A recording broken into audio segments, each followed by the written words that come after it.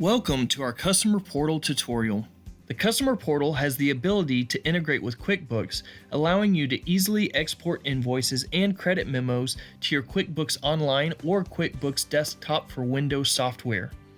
In this tutorial, we will demonstrate the steps you will complete to set up Customer Portal integration with QuickBooks Desktop. This video specifically shows the QuickBooks Desktop steps. They are slightly different than the QuickBooks Online steps. Please refer to the QuickBooks Online video if that is the version used.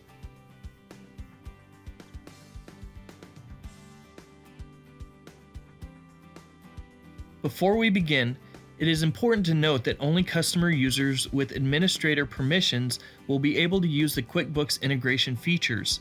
To begin, log into the Customer Portal website.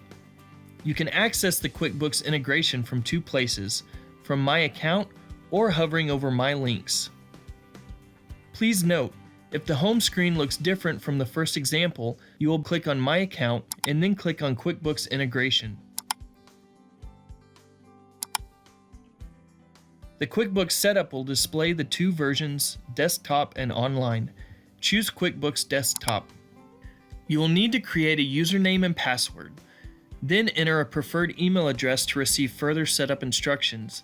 The username and password used here creates a connection between the Customer Portal website and the QuickBooks Desktop application. You will need to remember this password as it is needed to import your invoices into QuickBooks.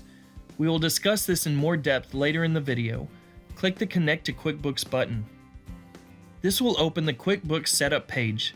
It will also send an email from our location with an attached document with setup instructions. Follow these additional steps to complete setup. Once the connection has been established, you will be able to export invoices from the Customer Portal to QuickBooks. We will discuss how to export invoices later in this video. Next, let's look at the custom settings that are available.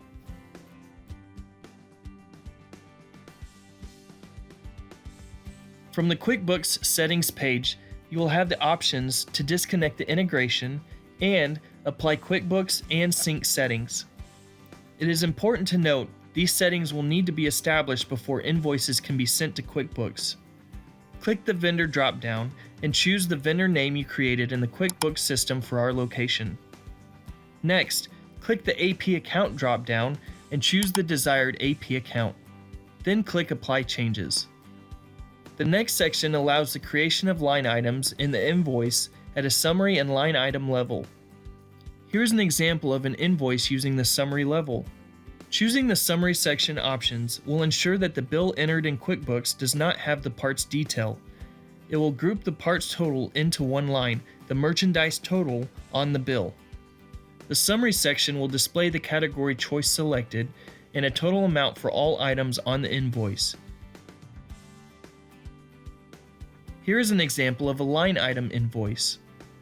The line item level will display each individual item on the invoice, but group them under the products and services choice that was selected. From the category dropdown, choose the desired category, then click Apply Changes. You can also choose to designate taxes on the invoice. If you do not wish to track tax as a separate category in QuickBooks, tax can be mapped to the same category that is picked for items. Once the summary or line item level is set as desired, click Apply Changes.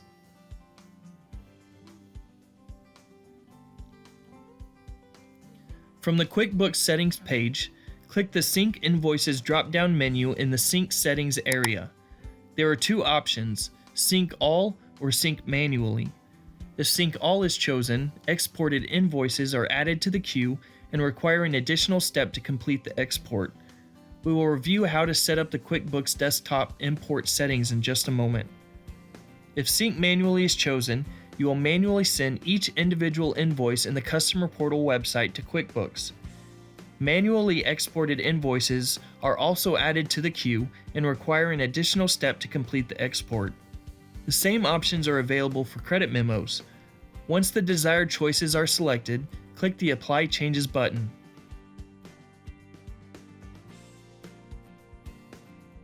To manually send an invoice to QuickBooks, from the Customer Portal homepage, click Orders and Invoices. Please note, If the home screen looks different from the first example, you will click on My Account and then click on Invoices. Click the Invoices tab, click the desired order number, and click the Send to QuickBooks button. You will receive a green success message. Please note that if an invoice has already been sent to QuickBooks, the button will read Resend to QuickBooks.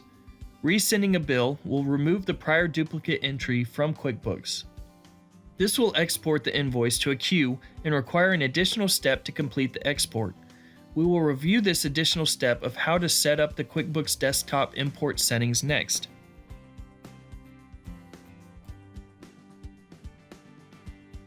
From the QuickBooks Desktop, click File. Then click Update Web Services. The connection should already be established. If it is not, you will need to complete the connection setup instructions you received by email. If the password field is blank, you will need to insert the password you previously created, which was used to connect QuickBooks in the Customer Portal website. Once the password is entered, a pop-up box will appear. Click Yes to save changes.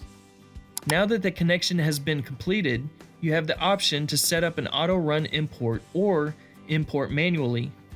To import manually, check the select box and click the Update Selected button.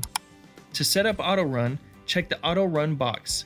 Next, set the Every Min column to the desired amount of time. QuickBooks will auto-run at the selected time interval and pull any documents that were waiting in the queue. This concludes the tutorial on Customer Portal integration for QuickBooks Desktop. If you need further assistance, please reach out to your sales representative.